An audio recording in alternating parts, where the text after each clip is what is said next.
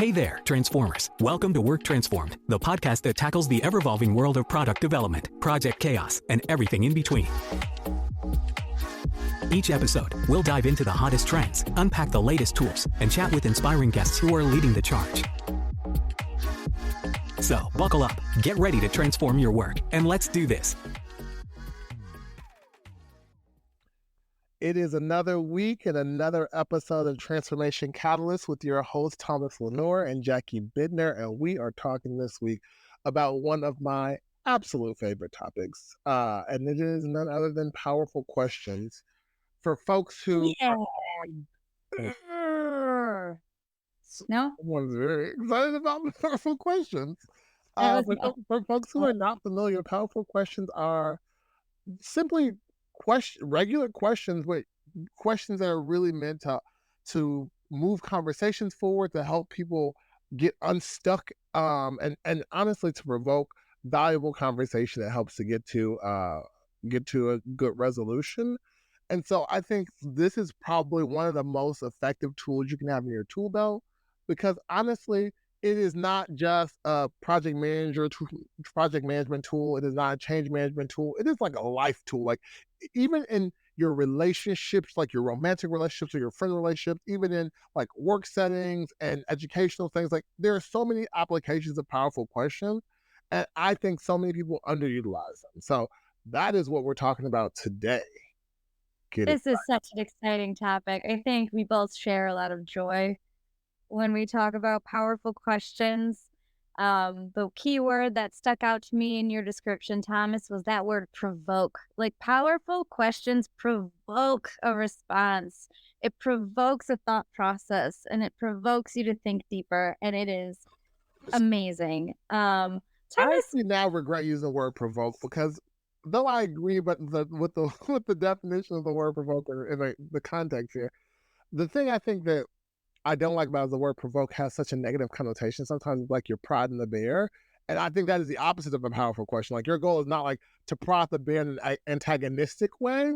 Your goal should really be genuine and earnest understanding. Like, I want to understand what you're thinking. I want to understand why that is your thought. I want to understand how you arrived there. So though you, I guess, maybe are philosophically poking the bear, like, your goal is not to go in and be like, I'm going to show them I'm right with these questions. Like, your goal is really to use your understanding and that conversation to get both of you all to whatever the right destination is.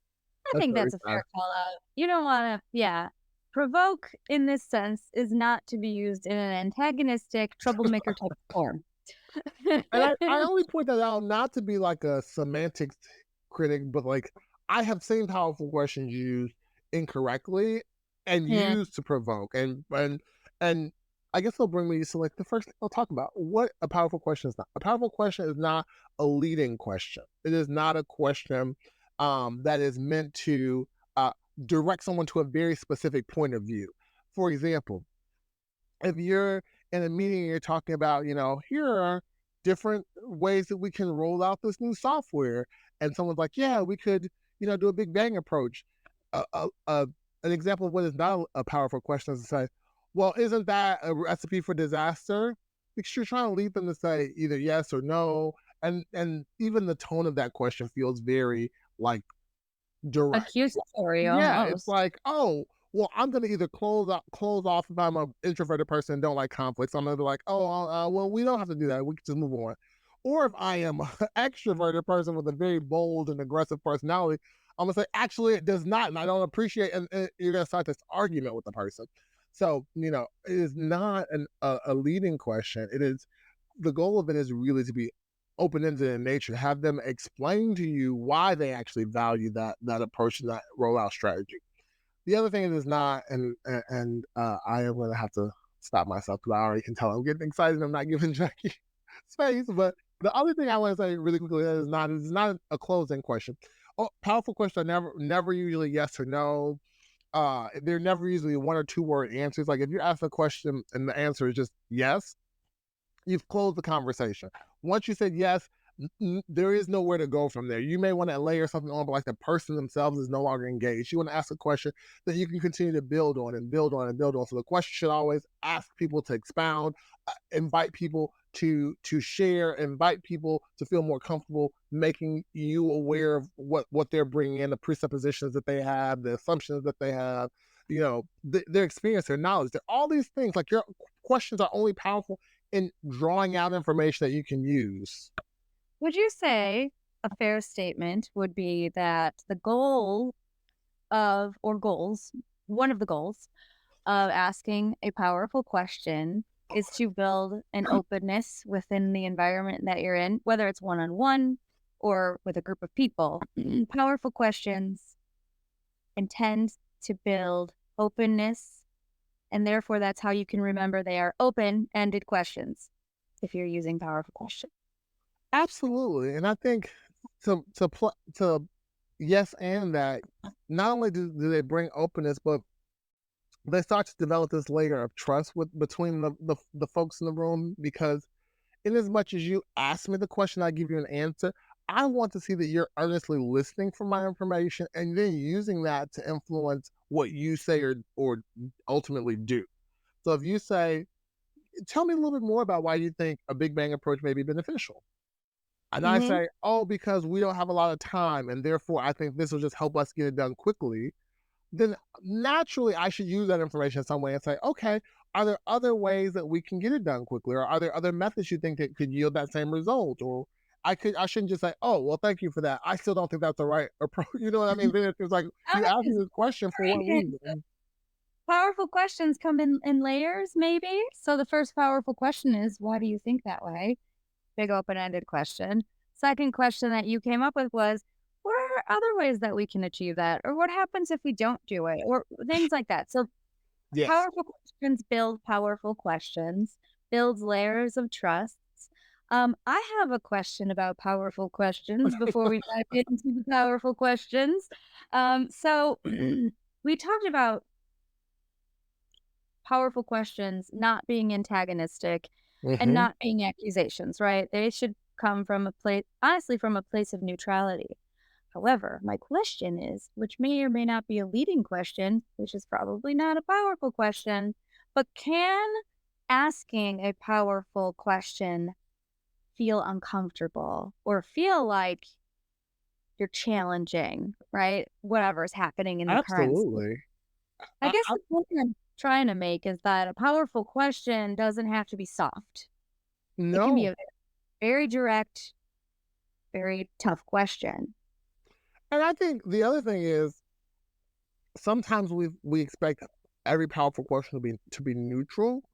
But I have found that there is value if you can tactfully add in some small amount of your perspective, opinion, or experience into the powerful question. For example, in this Big Bang example that I've been using, if I say, I know we've done a couple of other projects where we've used Big Bang and it wasn't successful.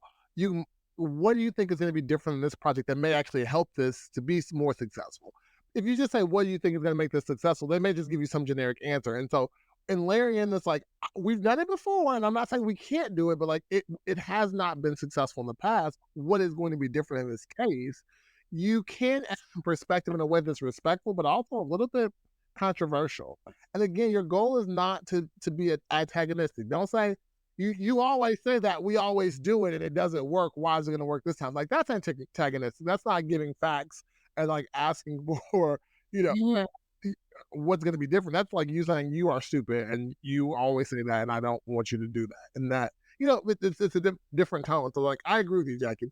Sometimes they feel uncomfortable to ask powerful questions. Sometimes it's hard to ask a powerful question as well. Yeah, it takes a lot of bravery sometimes to ask that powerful question because you don't know. Honestly, you don't know what the answer is going to be sometimes. And that is something that great facilitators learn how to navigate. And they just find that bravery to find those powerful questions in those moments that make sense. It's interesting you bring up you don't know what the answer is going to be, because that's so true. Sometimes you facilitate these meetings or you're in conversation and you ask a powerful question, not in a leading way, but you do expect that you know the answer. You're like, oh, I think people are going to all vote in favor of this. They're going to think this is the path forward. And every now and then you'll get an answer that's just so out of left field that you're like, oh, I wasn't prepared for that. And I've even had experiences where not only was the answer from the person out of left field, the response from the audience was out of left field. Like everyone else was like, yeah, that is a great idea. You're like, oh no, that's not a great idea. I didn't like even the example of like how do we roll something out? You may have someone that says like, I think a waterfall approach would be best to this 3-year project. And you're like, really? You do? You think we shouldn't deliver to the end of 3 years? And then other people will say, well, yeah, that kind of makes sense to me. And so then it almost becomes your responsibility to ask powerful questions of the room. So, because now you've opened this can of worms, everyone's like, yeah, I agree. And then you have to ask. And to play I was going to say devil's advocate, but I realized in a previous podcast, we don't play the devil. We don't advocate for the devil. But to play, the other side of the learning element of it, somebody might bring up like, hey, yeah, we want to do this 3-year project waterfall. And then a couple other people chime in. To your point, you now strengthen that conversation to go towards the room. And the room now has the powerful questions being asked of them.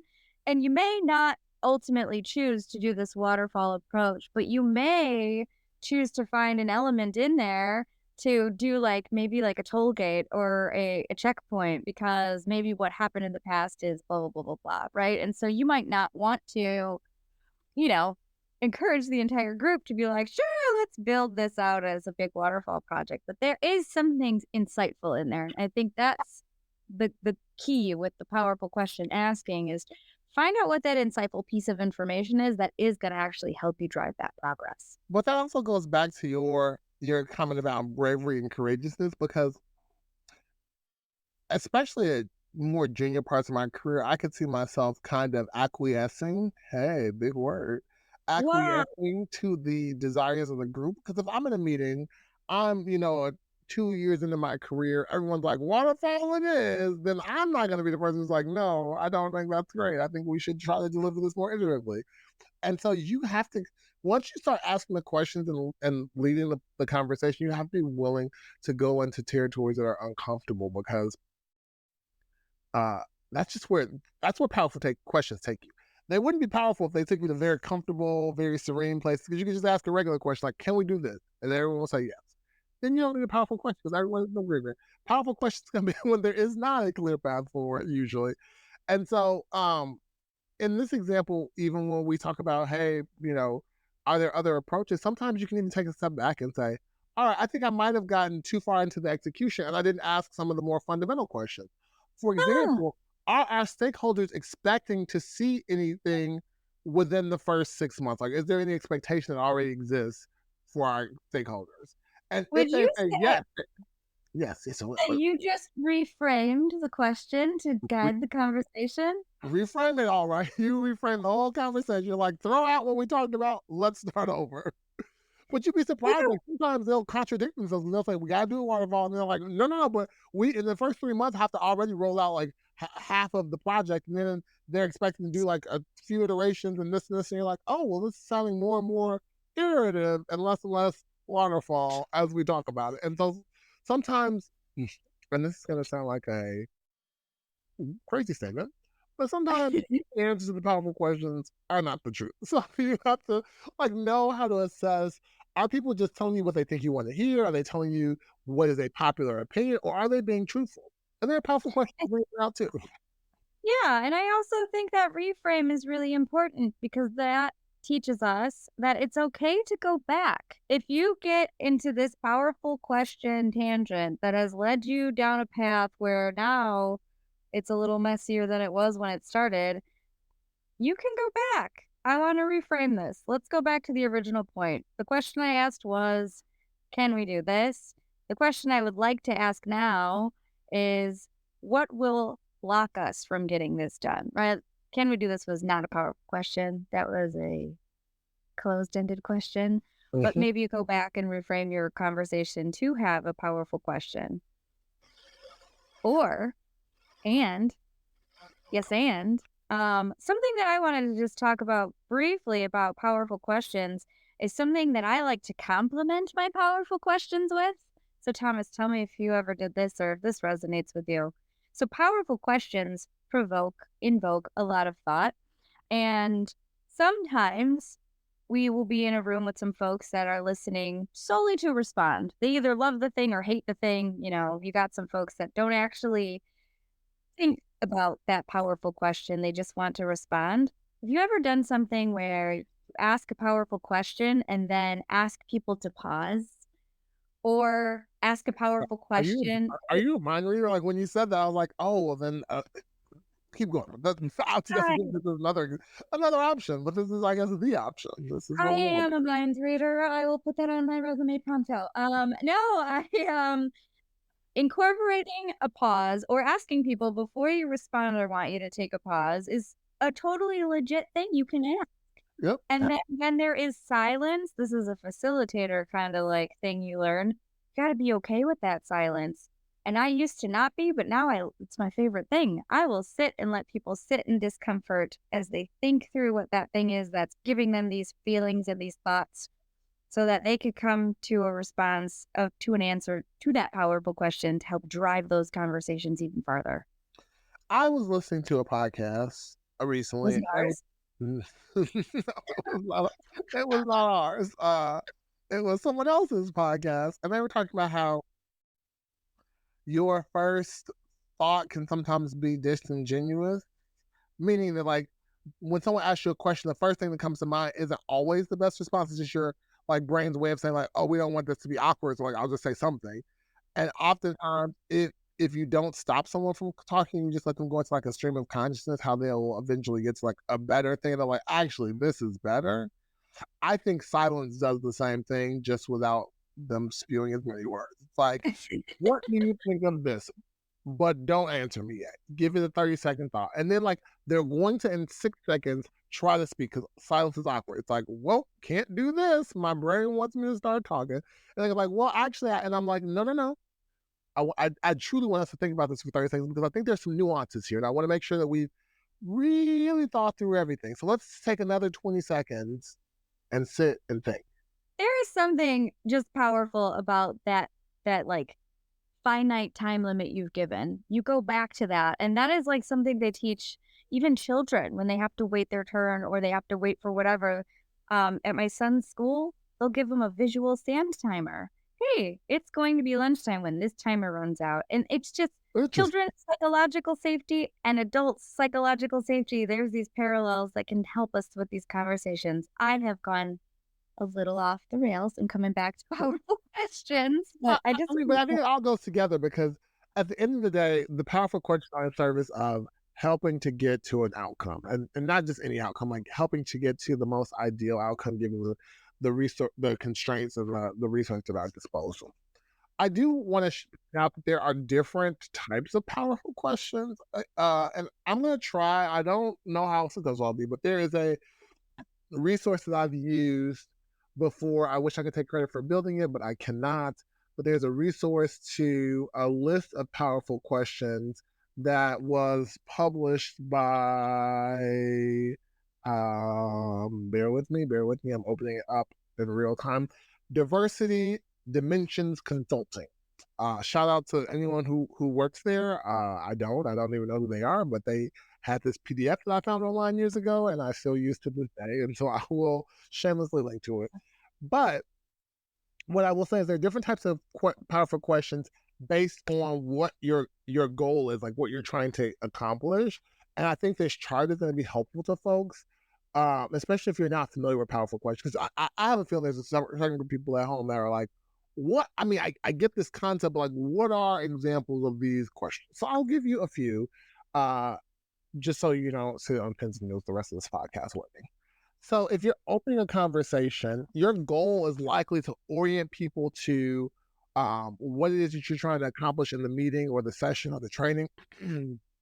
If it is a continuation or a follow-up meeting, you probably want to get some context for like what has already been discussed or why we needed to put the meeting until now. And so you want to ask questions like, what are our goals for today? What issues are we bringing into the meeting that we need to resolve? What did we make of this information that we have? What's top of mind for folks? What don't we have on the agenda? Like you want to make sure that the conversation is set up for success. So you're asking questions like that. I love that. Are brainstorming, you might want to ask questions like, what is possible? What else might we not be thinking about? What could be different? What will make us move faster? And so like these are just questions that like open the door to like, what if? What if we did this? What if the world was like this? Because again, this is a brainstorm. We're not trying to close ourselves down to like what is the final answer. We're just trying to say what could even be possible. With And then brainstorming, one of my favorites, I just have to interject. One of my favorite questions to ask when brainstorming is happening is, what happens if we don't do anything? I love that question because most times we don't think of that as an option to even think about. And so I just wanted to throw that into your brainstorming session. I had an example where I asked that and we did actually not do anything. Really? Yeah, it was interesting because we were trying to. We had decided we were going to deprecate this tech stack. We are going to like shut down this tech stack. This line of business was going out the window. And then we had a client who's like, well, what if how much will it cost me to extend my one license? And they were client 1 out of like 4,000. So it was like 3,999 people were getting rid of this thing. One client was like, how much will it cost?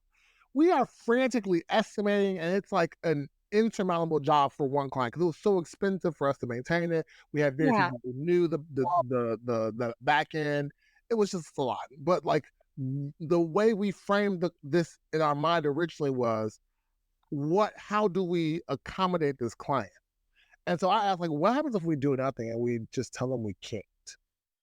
And it felt like impossible. It's like, well, no, the client asked for this. I was like, I get that, but like, what happens if we tell them we can't? And they're like, well, they're going to be upset. And I was like, okay, so are they going to cancel the rest of the business they do? They said, well, no, because they do all this business and they couldn't like, easily afford that over. So they're not going to cancel. I was like, okay, are they going to sue us? Like, are we going to be in breach of contract? They're like, no, we've already notified them that we're not going to be able to, we're not continuing the site. I was like, okay, so what happens? They're like, well, they might be upset. I was like, great. I mean, not great. Obviously, that's poor, but let me understand that. Like, what do we think that upsetness will translate into? And they were just like, it will be some very awkward phone calls with our sales team. And so we didn't totally do nothing because we don't want to set our sales team up for like failure and like tell them, well, good luck with these awkward conversations. So we did do some things. Like we proactively did a top to top where our senior rankings, leaders of the company talked to their more senior people, and like we did some damage control, but we didn't do the project which we were scurrying to do, and we're going to waste thousands of dollars to do because it was like we never thought doing nothing was an option. So I know in a lot of cases we ask what happens if you do nothing, and it's a way to like spur on new ideas about things that we could do. But sometimes it also is just like giving people permission to think about like, is doing nothing actually an option in this case? Wonderful. Oh man, I didn't know that was going to spawn into an example. I'm so glad I asked. Yeah, it did. I was also very happy because I didn't want to do the work. So when they were like, yeah, we could just not do it. I'm like, well, if you all insist, obviously I, can go either way, but I didn't want to go either way. So yeah, right, back to the types of questions. Oh, I'll do one more category. If you're closing a meeting, you all have now had a very productive conversation. You're trying to adjourn the meeting. You might say, what should be our takeaways after this meeting? And some of the times people will come back with very tactical things like, oh, we need to email people, we need to do this. Like sometimes people will say things like, we need to be meeting more often to discuss this. We need to, and so like they may come up with like more procedural ideas or more like things, organizational changes that will help sustain the change or sustain the project. What can I do to help? Where are there dependencies that we haven't discussed? What do we need to communicate out to the organization? All of these things help to make sure that once the meeting is done, we're moving forward with clarity and we've got the right level of buy-in, next steps figured out, etc. So those are examples of powerful questions. There is no set list of powerful questions. Like there are examples, but there is no list. So like anything could be a powerful question if it is asked powerfully. So even if you're like insurance rep, it's like, oh, we're going to increase your homeowner insurance premium. You can say, what are some of the factors that have made my premium have to go up? And they'll say, oh, well, whatever they say. I don't actually know how insurance premiums are calculated, but they're going to say something. Insurance folks. Sorry if you're insurance. No, but you're an insurance person, shame on you, because these premiums are too high all around. Ah, but you can use the powerful question on your insurance rep and ask them, like, well, what are things you would suggest that I could do to actually reduce my rate? Yeah, People what all probably call it all the time, like, my rate's too high. Who's asking, what are things I can proactively do to reduce my rate?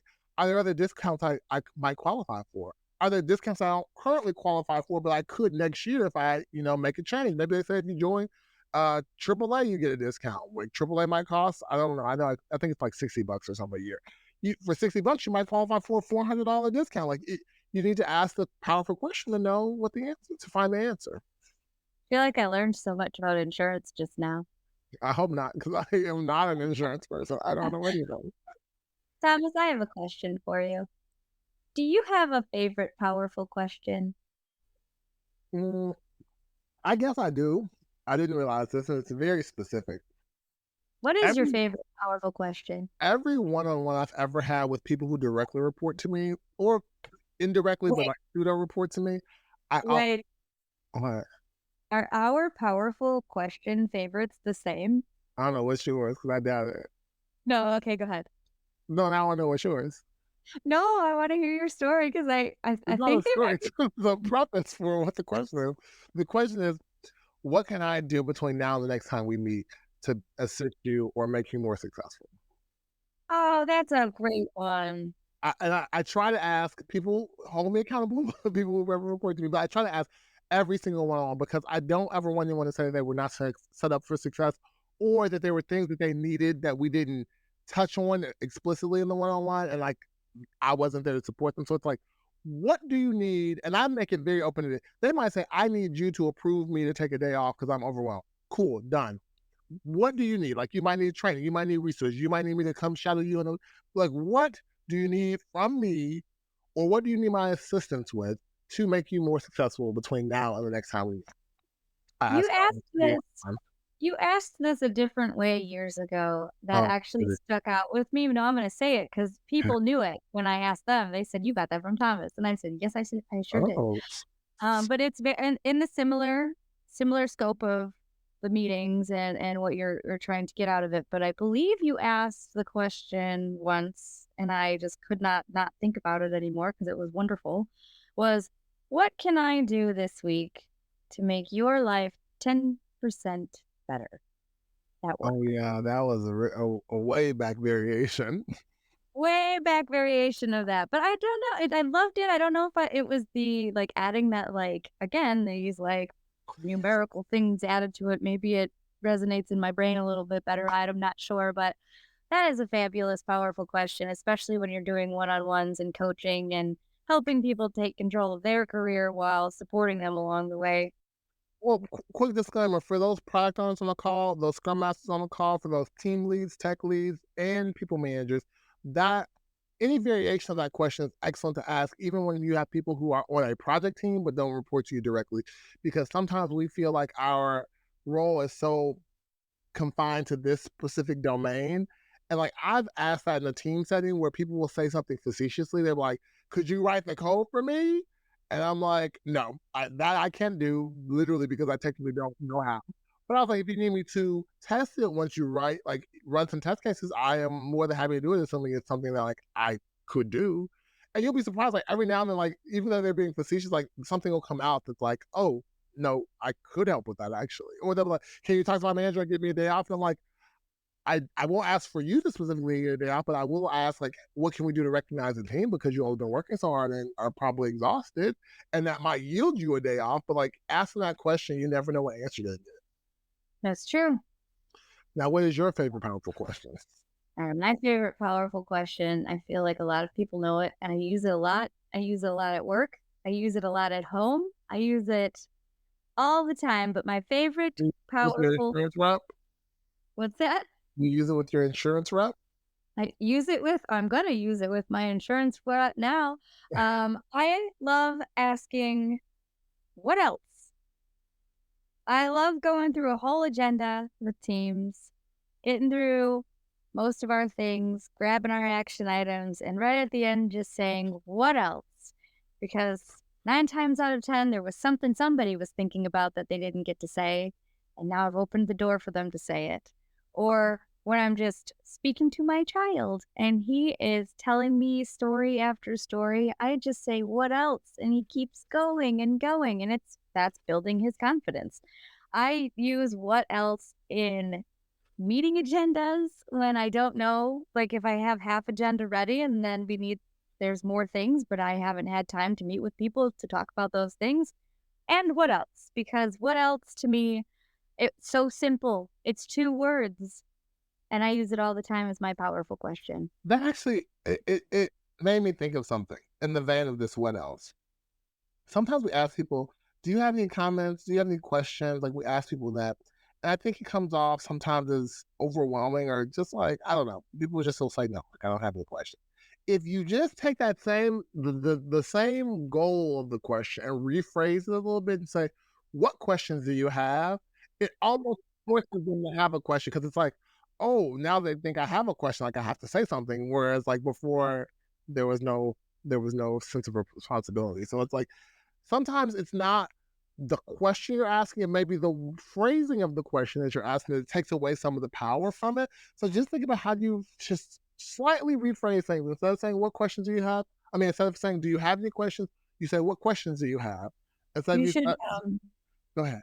probably edit out my fist pumps that I verbally shouted in the air when Verbally you said shouting in the air. I went poo poo poo for powerful. What questions do you have, Thomas? I think you and I learned that from the same person. Mm-hmm. Uh, Shout out to that person who may or may not want to be named on our podcast. But yes, it is amazing. I remember the Mm-hmm. first time I used that, and it was like night and day. What questions do you have versus any questions? And when people ask any questions, they're usually like, any questions? No? Okay, let's go. Like Which nobody goes has. back to like you have to pause. You can't just say any questions and then just like give people 0.6 seconds and then you're like, oh, well, there was none, so I'll move on. Like give the obligatory period of silence so that if people were noodling, they can say, I'm just gonna ask it, and they can get it out the way. All right, so what questions do you have is a very close runner for my favorite. It's what else and that one. That one, I feel so energized right now. Are there any questions you don't like when people ask?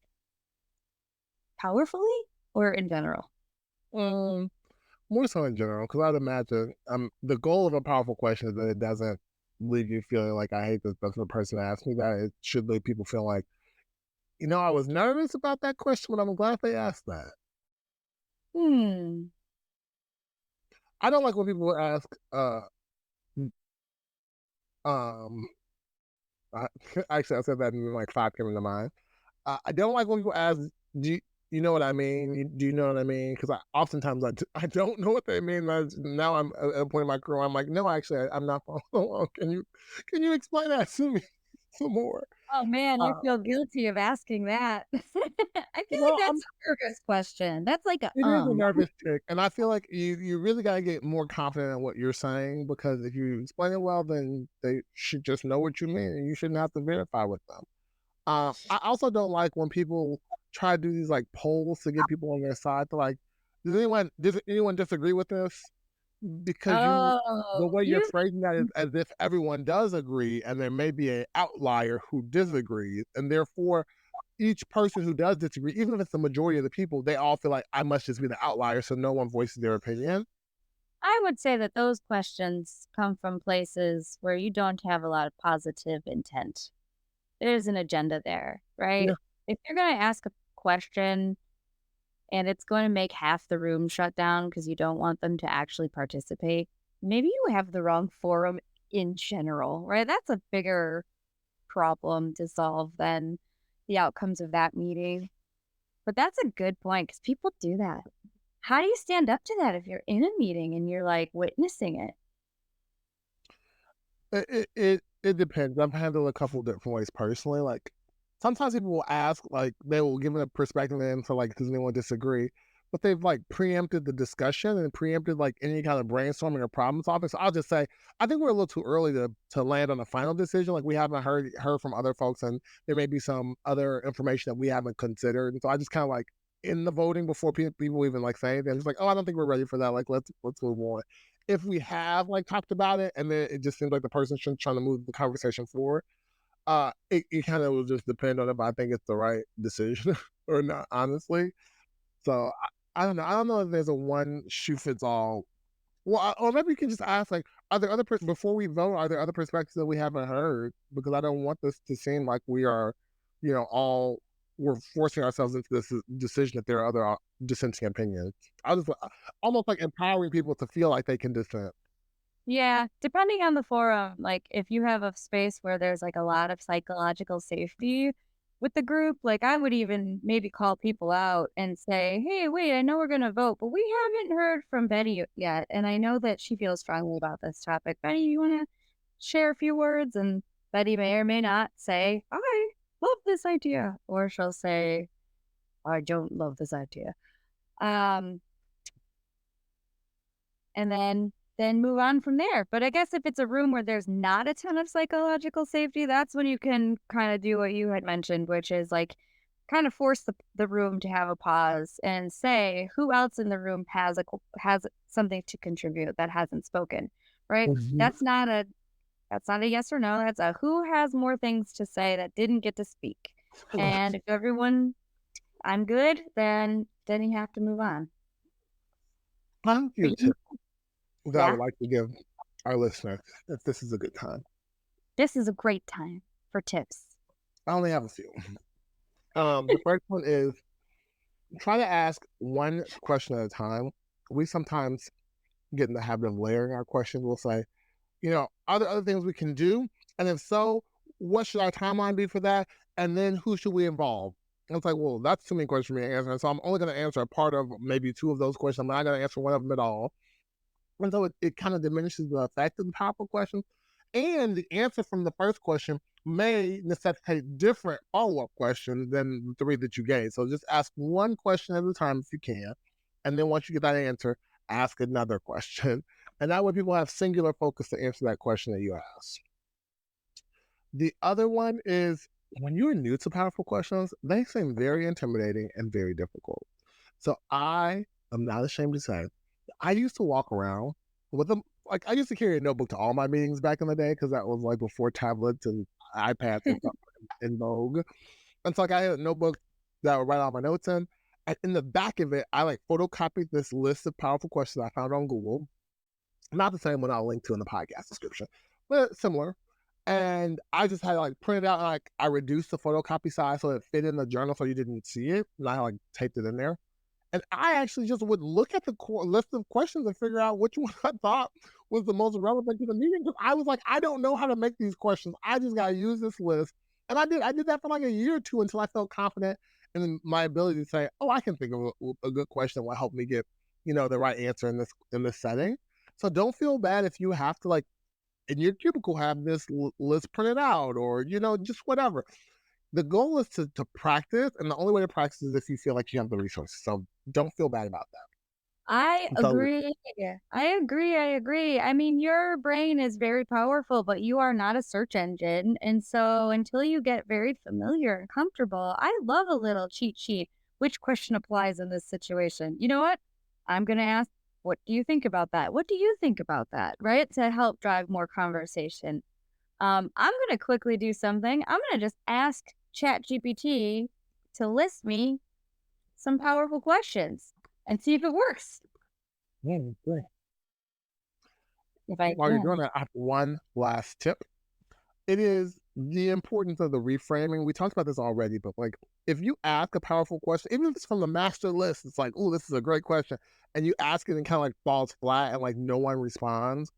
It's either one of two things, in my opinion. It's either you've asked a very powerful, like it's a way more powerful than you expect it to be, and so it like hit a nerve that people are a little uncomfortable responding to, or they may just have not understood like your question, and so like it's not that they don't want to answer. It's just like I really don't know what you're trying to get at with this question, and the reframing of the question is so helpful because it's like okay, maybe my other question was not super helpful, so I wanted to ask, even though you're asking the same question, you use different words.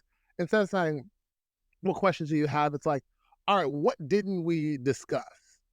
What don't we know? And it's like, maybe in their mind, they don't have a question. We just didn't talk about it at all, so they don't know this thing. So like, think about how you can reframe your powerful question. Don't just give up if you ask a question and nobody responds. Because know that feels very awkward. It's like, oh shoot, my question must have been stupid. Powerful questions are very rarely stupid unless you just ask a question that's totally not appropriate for that conversation. So if you ask a question, no one responds, 9 times out of 10, it's like they don't know how to respond or they're so uncomfortable that you need to just like, rephrase it a little bit. Yeah, reframe. Always okay to go back. Now, what's ChatGPT talking about? What's that? I was saying, what's ChatGPT talking about over there? All right, so ChatGPT has asked me some very powerful personal questions like, what makes you happy? What are your top priorities right now? How do you stay positive? Whoa, these are actually really good questions if you're starting a new job or a new role and doing like interviews, if you're trying to get to know your direct reports. Like, I like these. These are very different questions than I have on my. These are very different. There's one that's standing out to me that I'm going to leave you all with to think about as a powerful question. And that is, what is one small change you can make to improve your day today? What's a small thing that you can do to improve your day today? Well, with that, are we ready for the recap? I think we're ready for the recap. I kind of wrote all over the place as I usually do. Well, it's all you, man. It's all you, woman. Sorry. It's all you, woman. Well, here we go. All right. So today's podcast was about powerful questions. We defined it, we articulated it, and we went through all the ways to use it. So a powerful question is something that provokes us to think deeply and to engage intently. And we wanted to be really clear that provoke does not mean antagonize or accuse. Provoke just means to help you think through it a little deeper than you would have before. The goals of our powerful questions are to build openness by using open-ended questions, building layers of trust, and building on each other's personal experiences, and adding more powerful questions to the mix when you see it fit. We can complement our powerful questions by ensuring that we give people an appropriate amount of time to pause. Using actual time limits can be super beneficial, and also being comfortable when there is a moment of silence as people gather their thoughts to really think through what they think about that powerful question. We went through some examples and different use cases of powerful questions. We used powerful questions to open up a room. What are our goals today? We used powerful questions to even go through our scenarios, what's possible, and what happens if we don't do it, for brainstorming and ideation. And we talked about how we close out some things with powerful questions. What are our action items? When are we going to meet again? How often do we need to get together? Last and not least, we did talk a few times about reframing our powerful questions when they just don't land. So knowing that it's okay to go back to the beginning if you get way off topic or if you have a room where people just aren't sure how to respond. ChatGPT had some good ones for us, and I hope you all figure out a small thing that you can do to improve your day. That is the recap on powerful questions. Thomas, what other questions do you have? I'm done. My question, in addition to the one ChatGPT asks, is what's your favorite powerful questions? I'd love to hear if you have something that we didn't talk about. Because you're like, I ask this in every single meeting. I love when people ask me this question. Write us. I will put our emails in the podcast episode description. We'd love to hear from you. If you have other ideas or thoughts around things that we should talk about on the podcast, if you want to come on, let us know. We are always looking for new ideas. With that, thank you for listening to another episode. We'll talk to you next week. Bye. Bye-bye.